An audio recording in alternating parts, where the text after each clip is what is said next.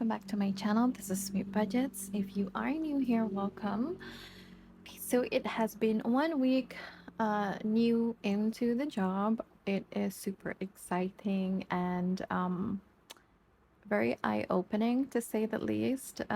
So I have already met with my team, and basically it's just a nice place to work at so far. So fingers crossed. I am just doing a lot of trainings and also self-learning until I start to get the hang of it, and then I would be able to take over very soon. So what I wanted to talk about with you guys this week is that there are going to be a lot of changes in regards to my salary payout, especially the date. So I understand that for this company, since they hired a third party agency to do all their HR stuff, the salary won't be out at the end of the month like how I usually have received mine previously.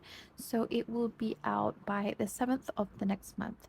So for August's salary, since I started working on the 21st until the 31st, that salary will be paid out in September. So 7th of September, I am supposed to be expecting my August pay. So when I start working in September, then my salary will come out in October. So 7th of October. So basically my whole cycle has just turned upside down. But because with this new job, I have also somewhat been forced to also restart my life, I guess you could say. Oh shoot, like I don't want to read that message because my football club is not winning at the moment and I don't know who the hell scored. So my friend is messaging me whenever there is a goal, but it could be from the opponent's team and I'm dying right now. So I decided to take this video instead because I can't watch that. I can't. And so yeah. So since everything is now totally changed, new job, a new salary cycle, I just decided to, obviously I want to do everything anew. So you could say I'm starting back from zero, but all is not lost. We have decided to do a couple of things that are different.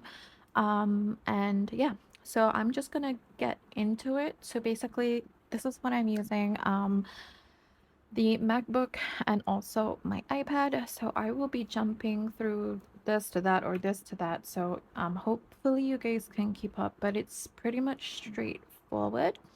So I am only running on, what is this? I would say I am running on assumption right now.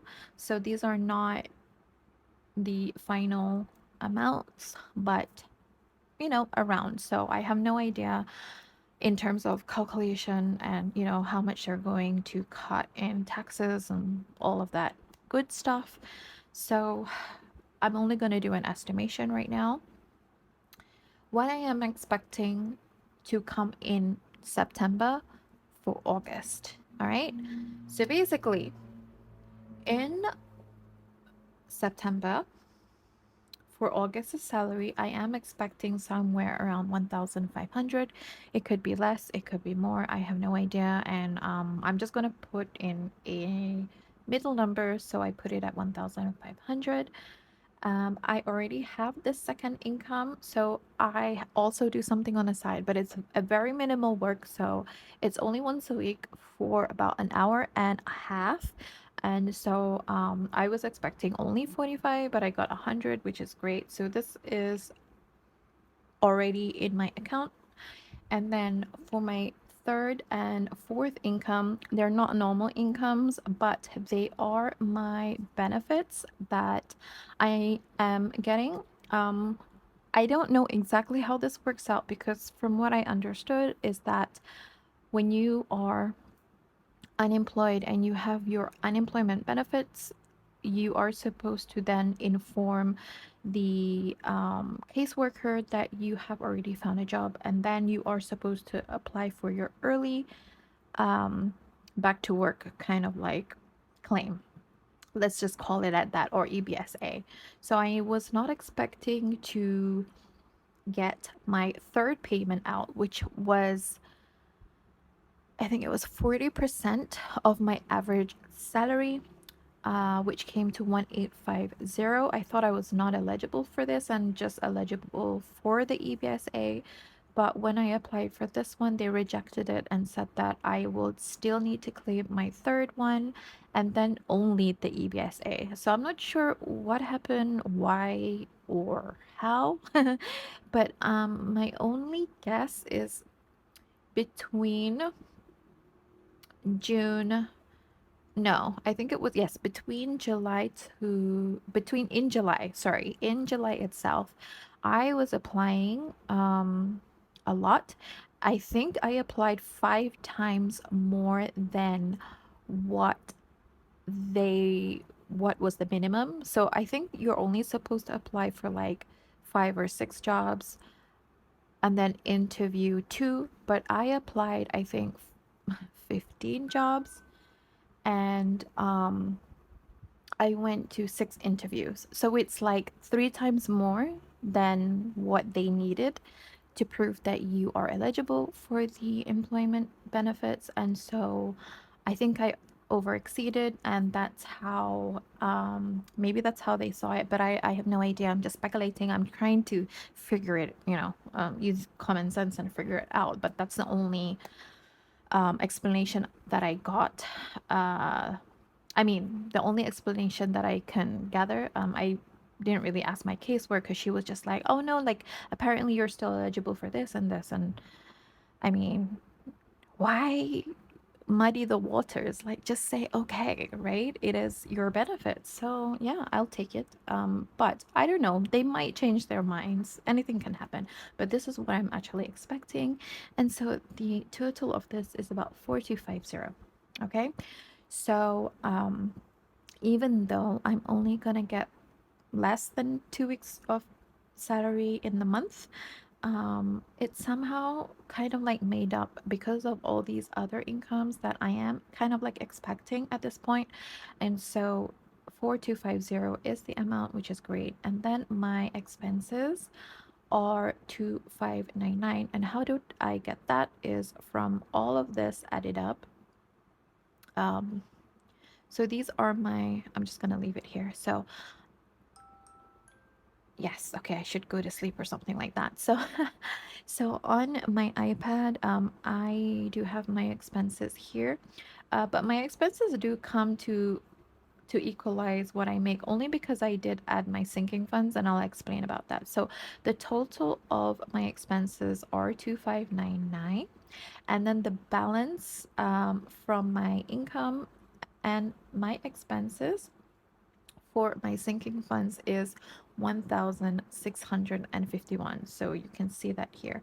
What's supposed to go into my sinking funds is 1651. And I only put sinking funds here so that I can get like a chart of the percentages of each category. Yeah, so I know that 39% of my salary is going into sinking funds, which is a good thing. My second largest one is probably, yeah, my business. So that's fine. All right. So basically, that is my expected income and then my expected expenses. So the balance that I do have is 1651, and that's going to go into my sinking funds. So these are the categories of my sinking funds.